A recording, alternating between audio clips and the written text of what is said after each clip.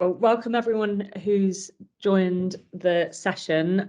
We are recording the session just so we can share it with others who weren't able to make it. We know it's a really busy week in trying to get everything ready ahead of Christmas, and services are under huge pressure. So I really appreciate everyone who's made the time to be part of the conversation on what is a really critical issue for us in London. So for anyone who doesn't know me, I'm Georgia Gould. I am the leader of Camden Council and the chair of London Councils, and I take the lead for London Councils on issues related to supporting refugees and those seeking asylum.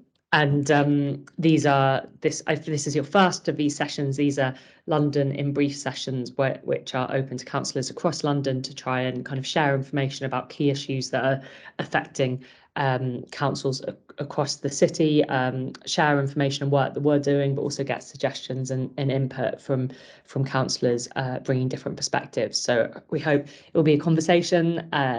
Eva, who's leading work for us at London Councils, will talk through a bit about what we've been doing and the key lobbying asks, and then we'll kind of open it up to a conversation. So this is, as you'll all be aware, a huge and increasing priority for us in London. I know as councils are all committed to ensuring that we support those who are seeking asylum here, whether that's from Afghanistan, from Ukraine, or from other parts of the world, but also recognise that there are huge pressures on that support and those services across London, and that puts at risk people's safety and well-being. And so this is an area we're really focused on, and we've been lobbying really hard with government to make sure that government understand the pressures that we're seeing in London. And there's so much happening, but I'm going to try and just quickly give an overview of some of the areas we're focused on. In terms of some of the immediate issues, we have seen thousands of people placed into contingency hotels who are seeking asylum from different parts of the world. We've raised a number of issues with government about the lack of notice local authorities are given around the way that safeguarding is dealt with, and ensuring that there is council safeguarding oversight of what's happening in hotels, and also that we get alerts immediately. We've raised issues around data and sharing of health data. There are a number of health concerns that we have, and we want to make sure that we're supporting and protecting people. And we've also raised issues around how decisions are made, and the lack of focus on the pressures in different areas. So where we're seeing lots of hotels procured in the same area, it's been really difficult for boroughs to provide the level of safeguarding and wellbeing support that people deserve. And so we in London have come together to produce our own plan of how we think that people should be dispersed and welcomed across the city, which just takes account of all the different pressures facing boroughs, and means that to try and ensure that we do have the capacity to be able to provide support. And we've argued that there should be something like this across the whole country. And we're kind of having those ongoing conversations with government. I think kind of the other areas, the support for people seeking asylum is currently unfunded, and councils are doing, as we always do, everything in our power to support people. But I think that in order to do that in a sustainable way, we do need to be funded. We've also raised concerns about people seeking asylum that aren't able to work, aren't able to access support, and that's something that we're lobbying on. So that's a whistle-stop tour of some of the lobbying around those seeking asylum. But more broadly, I think we're looking at how we make sure that people have long-term and sustainable housing in our communities.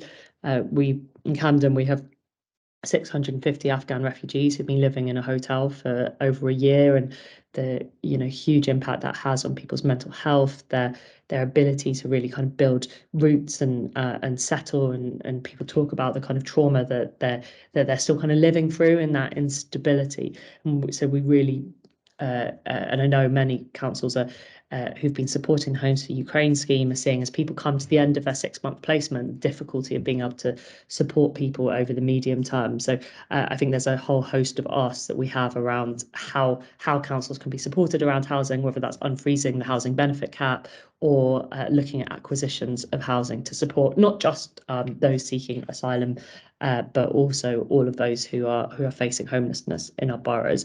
And I think there's a growing movement of councils who are looking to become boroughs of sanctuary. Many have already done so, and others are kind of exploring what that looks like in terms of providing all of the support that we want to ensure that people are able to thrive when they make their home in our boroughs. So there's a lot going on, a lot of lobbying, a lot of action, and I think Eva is going to talk through in a bit more detail about what we've been doing and our ask going forward, and then we'll open up to questions. Great, thank you for that really helpful introduction, Councillor Gould. So yes, I'm Eva Barnsley, and as Councillor Gould says, I lead on migration and asylum policy at London Councils. So first of all, I'm going to focus on the work that London boroughs have done in response to Afghan resettlement, and then I'm going to move on to the work they've done to support Ukrainian arrivals under the Ukraine visa schemes, and then I'm going to touch upon some of those other issues around asylum support and broader challenges in the asylum and refugee area. So could we have the first slide, please?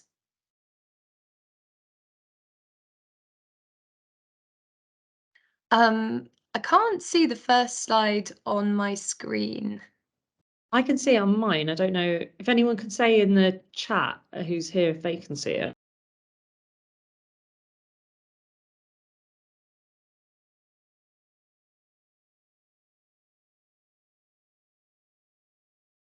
I've got a hand up.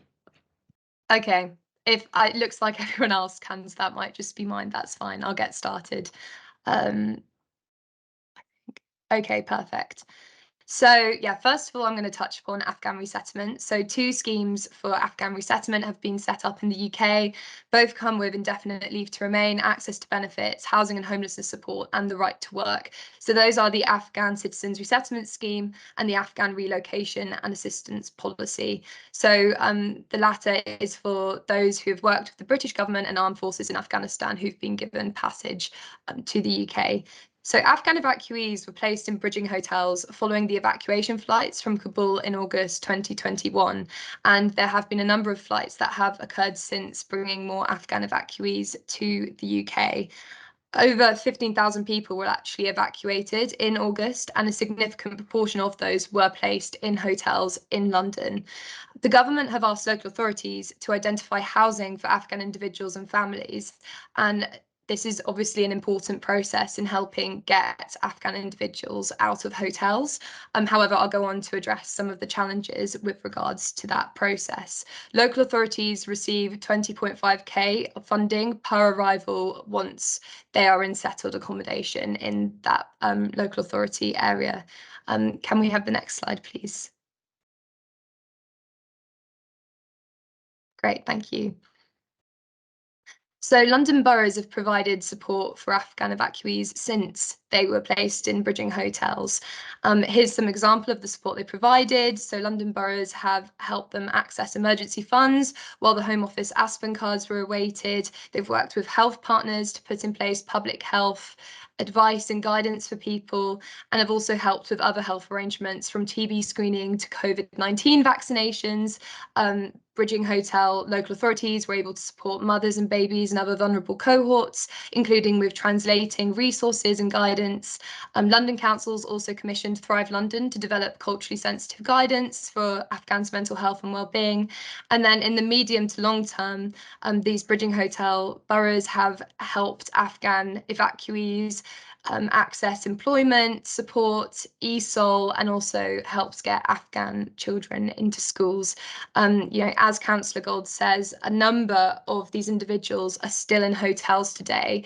There have been a significant increase in the numbers put into settled accommodation, but there are still challenges around, supporting them while they're in hotels and helping them access that housing. Can we have the next slide, please?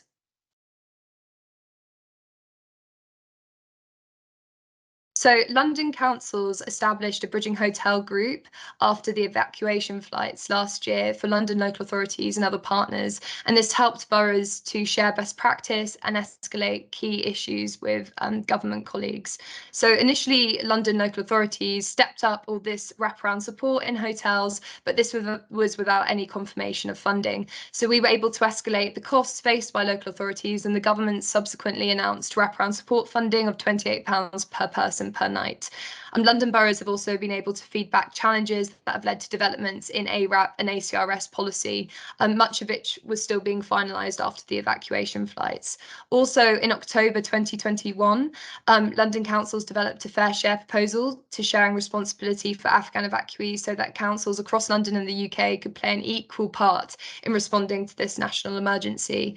And this agreement has yet to be revisited by London leaders following the local elections, but it serves as a useful baseline for what a fair share contribution is, and it also helped get other government policy developments in place. So, for example, the London Fair Share offer was made conditional upon the government resolving the status of British nationals, which the government then did in December last year. Can we have the next slide, please?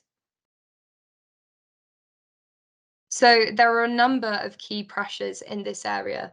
There have been over 22,000 arrivals under ACRS and ARAP to the UK. And as I mentioned, a number of these people are still in hotels. So over 9,000 people are still in bridging hotels. There were a disproportionate number of Afghans in bridging hotels in London initially, but a number of hotels have actually been stepped down in London, but key pressures still remain. One of the key issues is the lack of affordable family-sized accommodation in London. So a report by Savills that was commissioned by London Council showed that only 8.8% of all properties listed for rent are actually affordable on LHA in London. The government are also responsible for matching Afghan families in bridging hotels with properties identified by local authorities. However, there have been challenges throughout this process, including delays in matching and moving families into properties, although the government have worked to address these issues with a new enhanced matching process. And also the government have announced an assisted departures policy, also known as a refusals policy.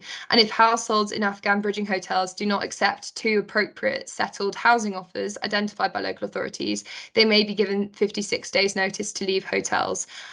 London boroughs have agreed a rota system in the event that London local authorities receive a large number of homelessness presentations as a result of this policy.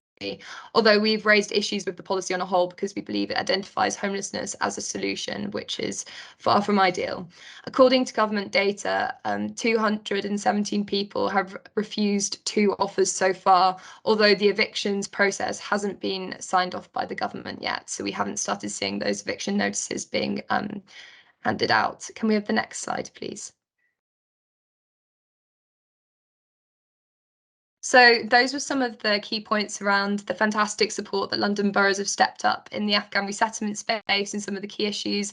And now I'm going to move on to the support boroughs have been providing to Ukrainian arrivals. So there are 3 Ukraine visa schemes that I've put on the sides in front of you. The first one being Homes for Ukraine visa scheme. You may have seen a lot about this, where anyone has been able to apply to sponsor Ukrainians coming over, and they've had to commit to at least 6 months of hosting those individuals if they signed up to this scheme. There's also the family visa route, where family members can join Ukrainians that are already in the UK. And there's also the extension scheme, where Ukrainians that were already here are able to apply to stay. So all visa schemes come with 3 years leave to remain, access to benefits and employment. But each scheme has different funding and support arrangements attached to it. So local authorities are funded to support Homes for Ukraine scheme arrivals, but not arrivals under the other schemes. And with Homes for Ukraine scheme, if you're hosting a family, you receive a 350 monthly thank you payment. However, if you're hosting under the other schemes, for example, the family visa scheme, you don't receive that thank you payment. And then just a bit of data here. So as of the 6th of December, nearly 150,000 Ukrainians have arrived in the UK under the visa schemes. So 42,100 have arrived under the family visa scheme, and 107,100 have arrived under the Homes for Ukraine scheme. And 22,200 Ukrainians have permission to stay under the extension schemes. Can we have the next slide, please? Great. So London boroughs have stepped up a lot of support for Ukrainian arrivals. And as I mentioned, under Homes for Ukraine scheme, they're funded to provide this support. So they receive that 10.5k tariff for each Ukrainian arrival. So just to go into some of that here, initially when London boroughs and other local authorities were asked to step up support, there was very limited guidance on how to do this. So local authorities were tasked with doing accommodation and safeguarding checks on the hosts and Ukrainian arrivals. And London boroughs were able to share best practice on how to conduct these checks in response to the lack of guidance and work very well together. London councils were also able to share lessons learned from Afghan resettlement with government colleagues and commented on draft policy for the Homes to Ukraine scheme. And we did a lot of initial lobbying around arrivals having access to benefits and employment and for funding for local authorities, which was largely successful. London councils convened a Ukraine response working group for London boroughs to problem solve and escalate issues with government colleagues with regards to supporting Ukrainians. And as I mentioned, under Homes for Ukraine, the hosts are expected to provide accommodation for a period of 6 months. And we've now reached that 6-month marker in the Homes for Ukraine scheme. And there is a concern that we'll start to see a number of arrangements break down. And because of the challenges around accessing housing and also the cost of living crisis, there are concerns around a number of Ukrainians increasingly presenting as homeless or presenting as destitute and needing support once they leave those hosting arrangements. London boroughs have been able to implement a lot of innovative approaches to help combat this. So, for example, using the 10.5k tariff they receive to top up sponsor thank you payments, helping change sponsor arrangements to lodging arrangements, and working with organisations such as Beam to help Ukrainians access crowdfunding support and access housing. I know London boroughs have also done a lot of work with DWP and other partners to establish job fairs and to help Ukrainians into employment. Can we have the next slide, please?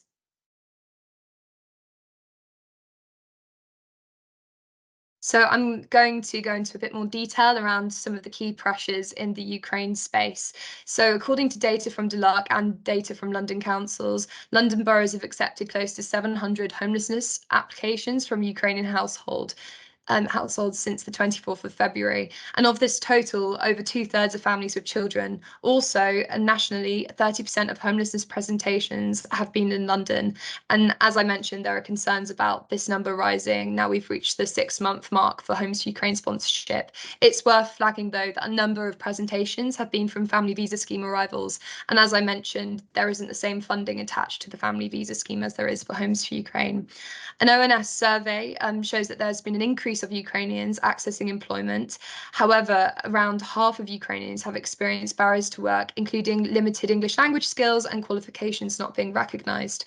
Also, according to a Work Rights Centre report, 59% of survey respondents said they had no savings, and the cost of living could exacerbate financial issues for Ukrainian guests and hosts. So we're trying to do all we can to raise key asks of government, which I'll go into in a second, but also problem solve at a local level to address these issues. Can we have the next slide, please? So these are our key asks of government. There is quite an extensive list, but I provided a summary of some of the real key asks here for you today. So one of those points is to clarify whether there will be alignment between the Homes for Ukraine visa scheme and the Ukraine family visa scheme and the extension scheme. So as I mentioned, again, local authorities are just given the funding to support arrivals under Homes for Ukraine and not the other routes. They also receive data on Homes for Ukraine scheme arrivals, but they don't receive data on family visa scheme arrivals. So they are unable to identify family visa scheme arrivals unless they present as homeless or present to the council in need of support in other areas. I've also highlighted here that councils need clarity on the Homes for Ukraine funding arrangements beyond year one. At the moment, the funding that's been announced is only for this financial year, so we desperately need clarity on the arrangements for the future. Also, the thank you payment that I mentioned is... Oh, yes. Sorry, I think we just want to make sure there's time for questions. So if we could just, I know there's so much to say, but just move through a few more of those slides just to give a bit more space for questions. Absolutely. Thank you, Georgia. I'll definitely do that. Sorry, appreciate that a lot of information here, and I'll keep the rest quite brief. So as you can see, there's other key asks around kind of funding clarity and increasing the thank you payment here, but I'll move on now to wider asylum and refugee support. So can we have the next slide, please, Emma? Thank you. So local authorities facing a number of challenges in the asylum space, and Councillor Gould helpfully detailed a number of those challenges earlier. So we have a number of asylum seekers currently in contingency hotels in London, and this number has been growing. Local authorities aren't technically meant to provide that wraparound support to asylum seekers. Clear Springs are commissioned to procure accommodation for asylum seekers and to provide that wraparound support, but increasingly local authorities are having to provide this support, and it is unfunded. Following the situation at the Asylum Processing Centre in Manston, Kent, as has already been mentioned, hotels have been stood up with little or no notice to LAs. There's also been a number of public health and safeguarding issues in hotels, including issues resulting from unaccompanied asylum seeker children being mistakenly assessed as adults at the border.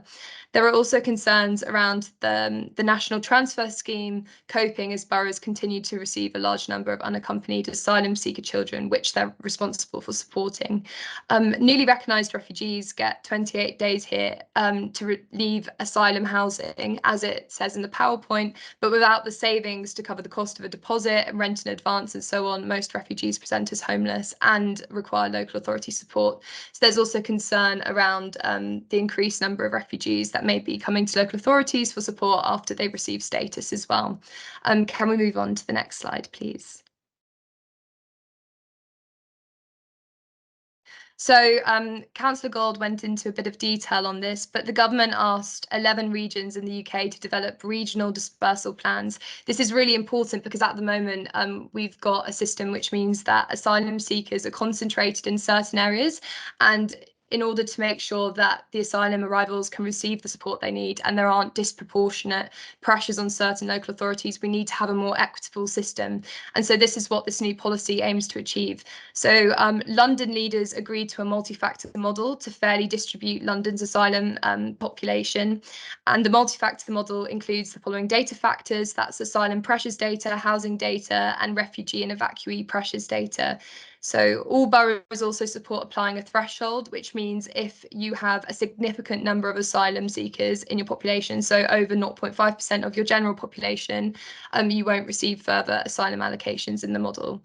Also, we're going to establish an oversight group which makes sure we're keeping track of the asylum allocations being implemented, but also Clear Springs procurement practice. Can I have the next slide, please?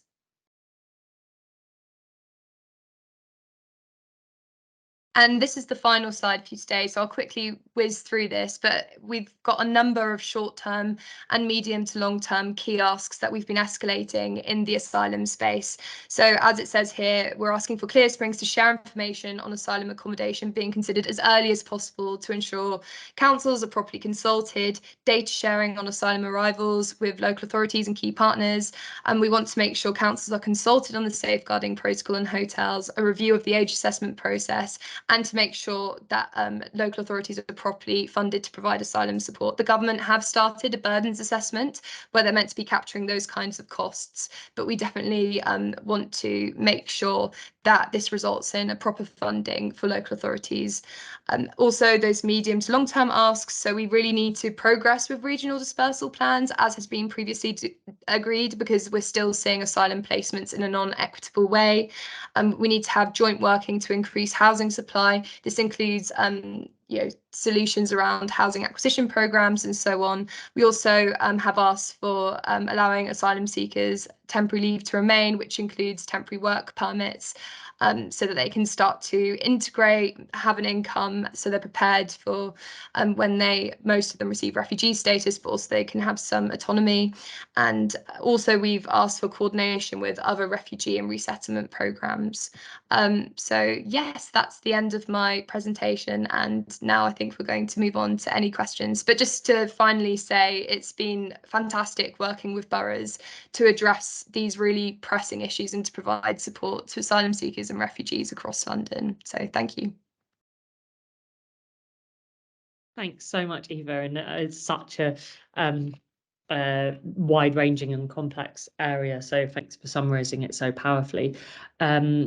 I've got, so you can either use the Q&A function to ask questions, or if you'd rather speak, then absolutely do. I've got two people who think want to come in. The first is Anya. Brilliant, thank you. Thank you so much for the presentation, really helpful.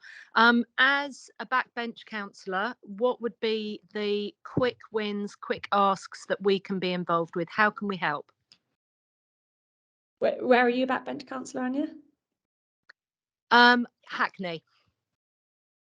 Great. I think in terms of backbench counsellors, I mean, I think that one of the things that we've been looking at is how we support different parts of London to become boroughs of sanctuary. I know Lewisham, Islington, Greenwich all have. There might be others. And what I think the role of being a borough sanctuary is to try and join up local services and look at the kind of whole kind of network, GP provision, mental health services, and how we can ensure that all of the local voluntary sector are coming together to provide support. So it might be that's something that you want to look at and have a discussion with within your council about whether that's something that you'd be interested in doing.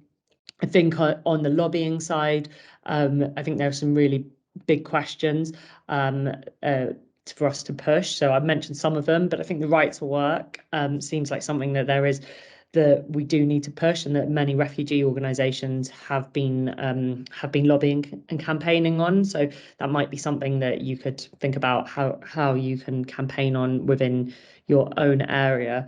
And then I think just kind of looking at asking the questions around the kind of support that's being put in place for the different groups of refugees, and each scheme is slightly different. So for Ukrainian refugees, it's how are we thinking about housing after 6 months.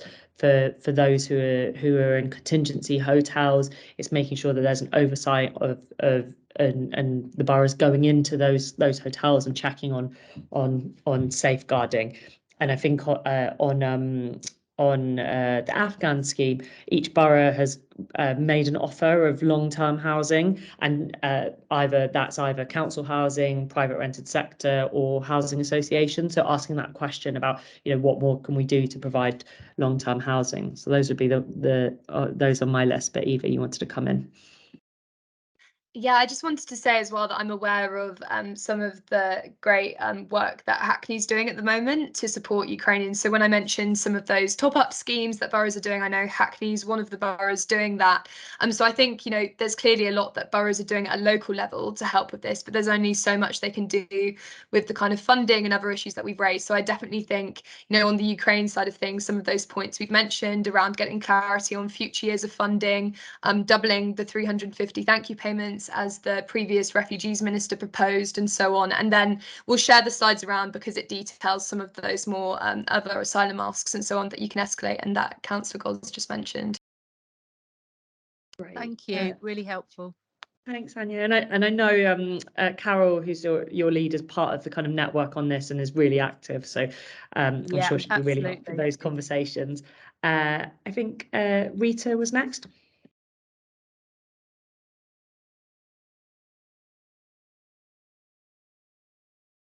Just unmute Rita so she can ask.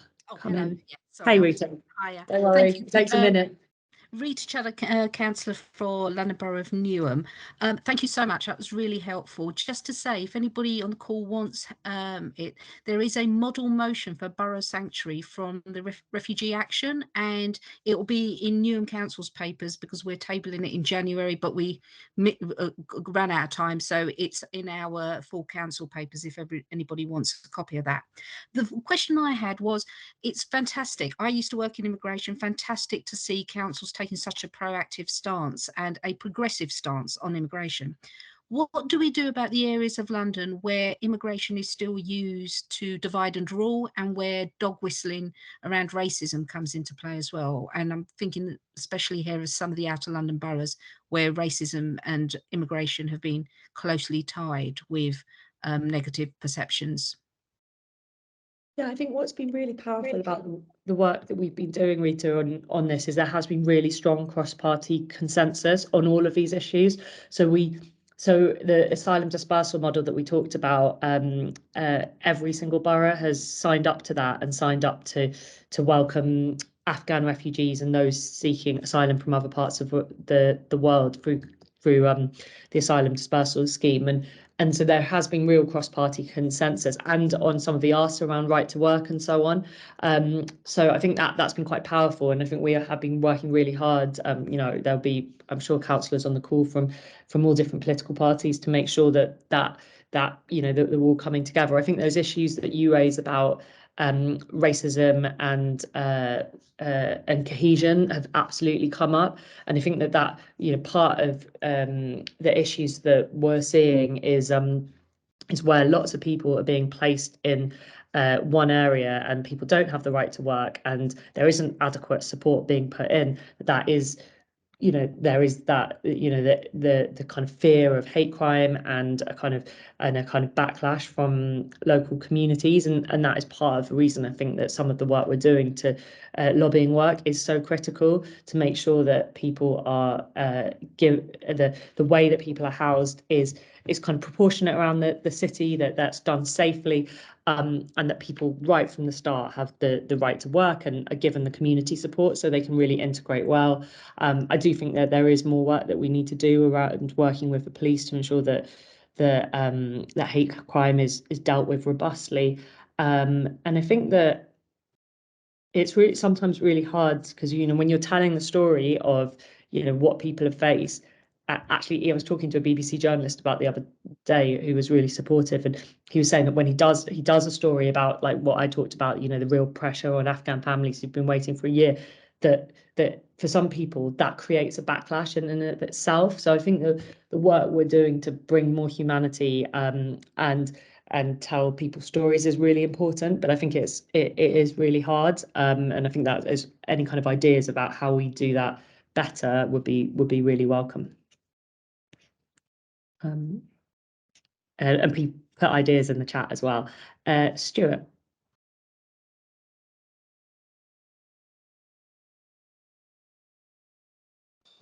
Good afternoon, Stuart, London Borough of Hillingdon.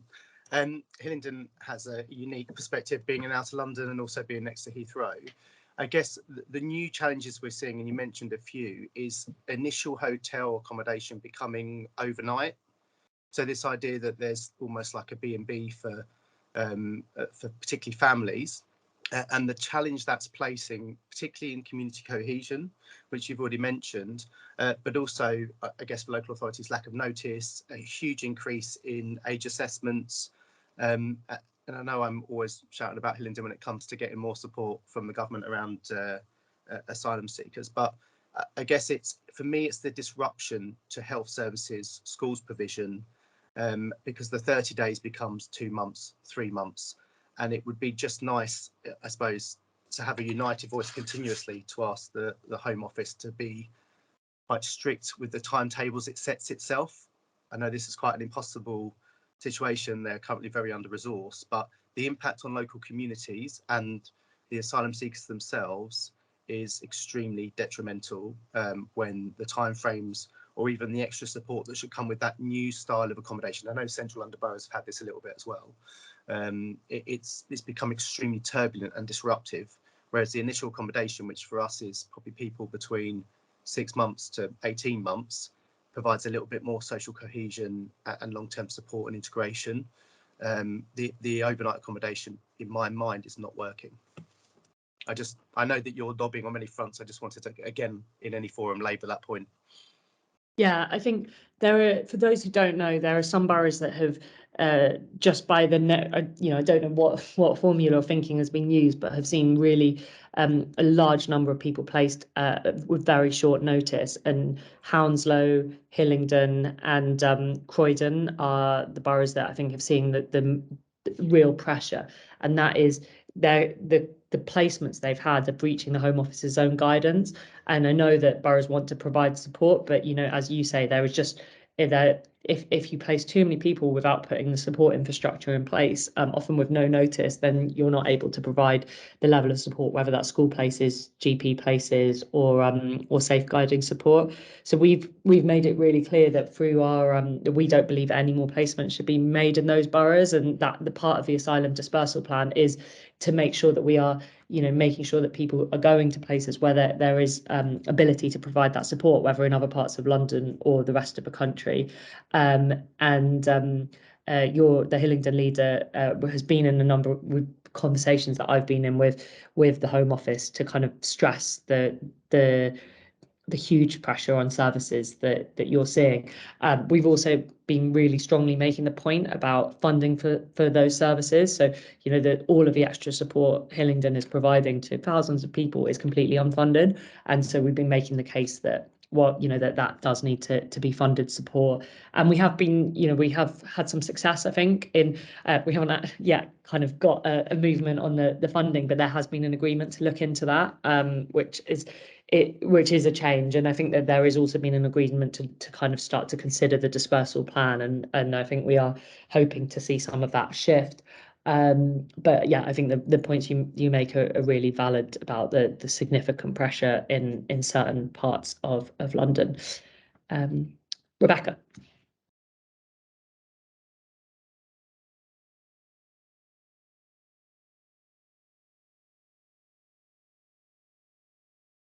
Rebecca, can we unmute Rebecca? Sorry about it. It takes a minute to unmute, just the way the system is. The microphone is enabled. She should be able to unmute herself. Rebecca, do you want to come in? Can you unmute?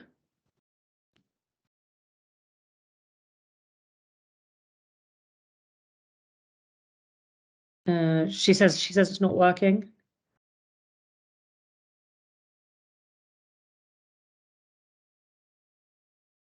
Well, if we go to Mona and then come back to Rebecca.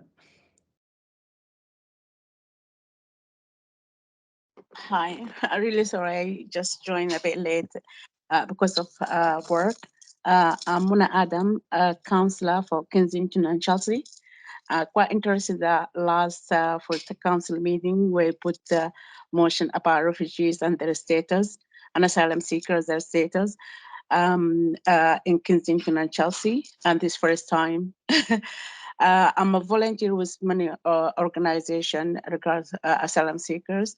I would like to highlight some areas that I think there is a lack of solicitors because some of these asylum seekers really out of reach of any legal advice they can get on right time, and some of them they are waiting more than 1.5 years or 2 years in the same places.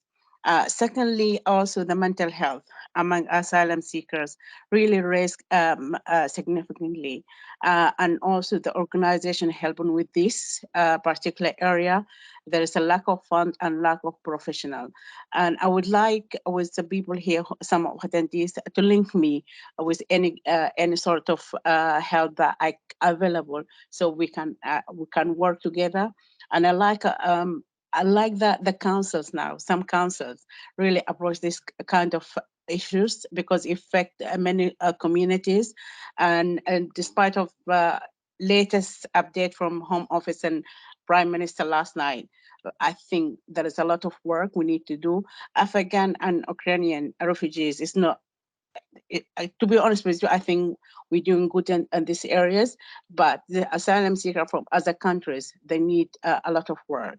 And I'm quite happy to join any such of group in any particular area to work with and get experience and also to see how we can do in our borough. Thank you.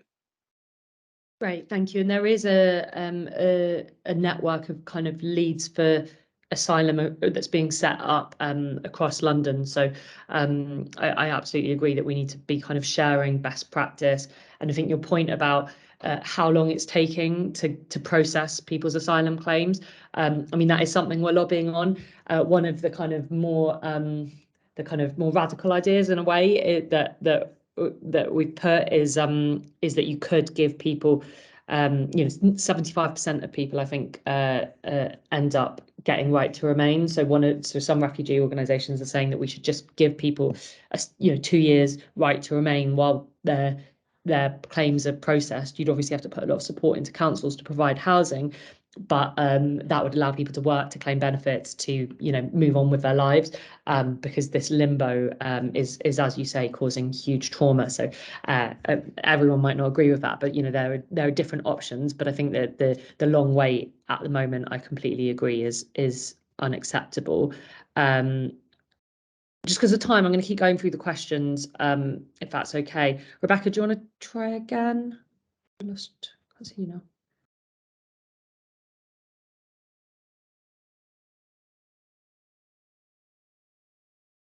Okay. Still not working. Okay, Vicky. Rebecca, will you put your question in the chat? Vicky.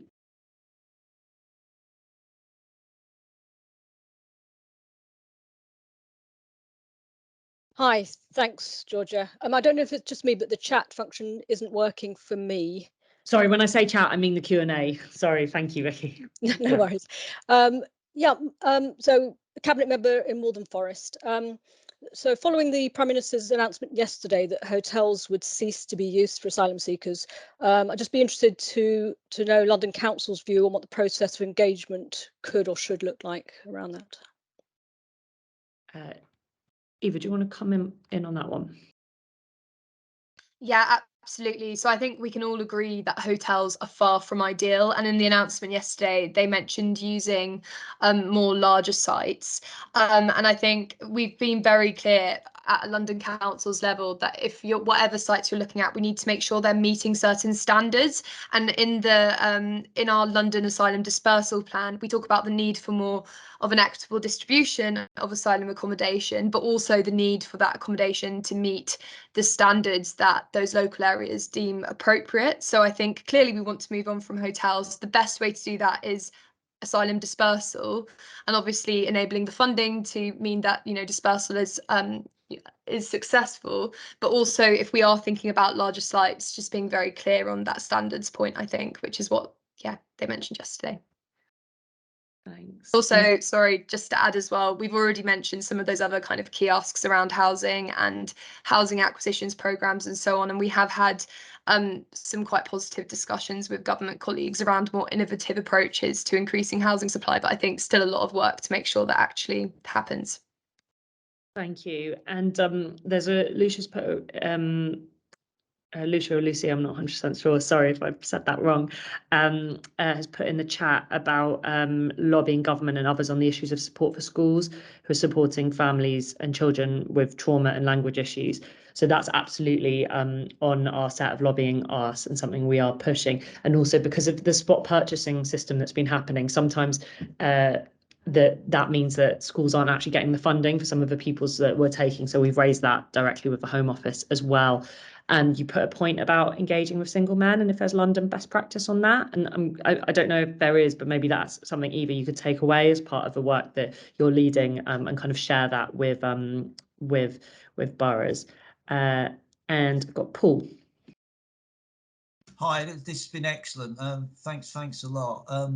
I just want to make sure that we get the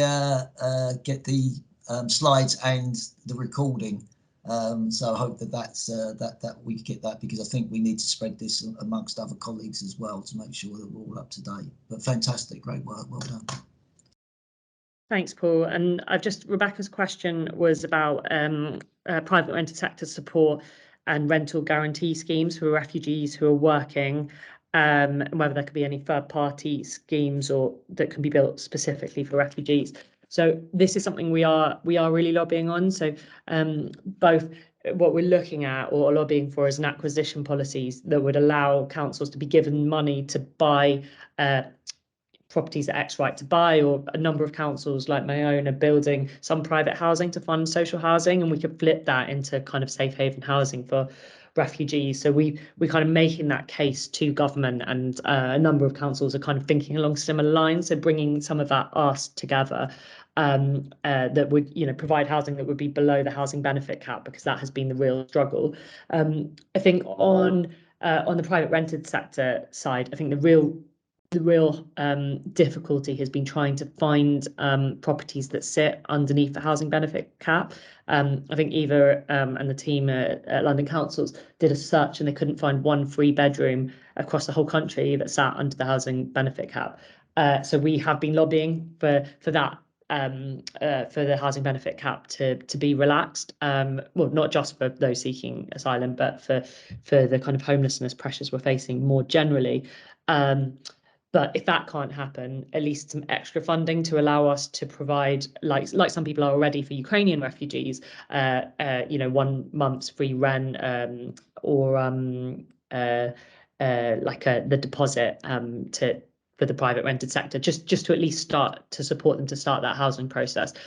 We can't at the moment. There's no funding attached to the asylum dispersal scheme to allow that to happen, and it's been very difficult to find, particularly for Afghan refugees, where there is there has been in general a need for larger properties, although not exclusively. Finding anything that sits below the housing benefit cap has been hard, which is why we are looking at kind of acquisitions for that long-term housing. So that remains kind of on the lobbying agenda, and conversations are happening with DLUC around that. We're slightly over time. Eva, is there anything that I missed that you wanted to say? No, I think you covered all those housing points. Thanks, Councillor.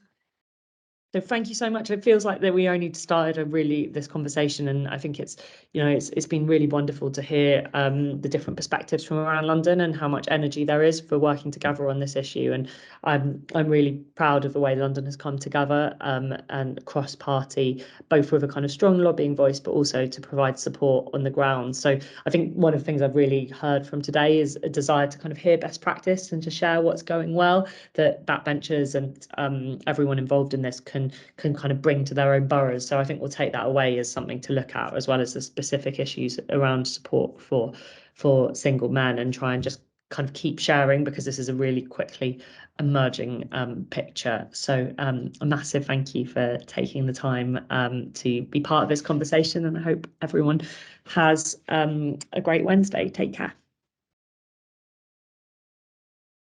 Thank you. Thank you. Bye. Thank you.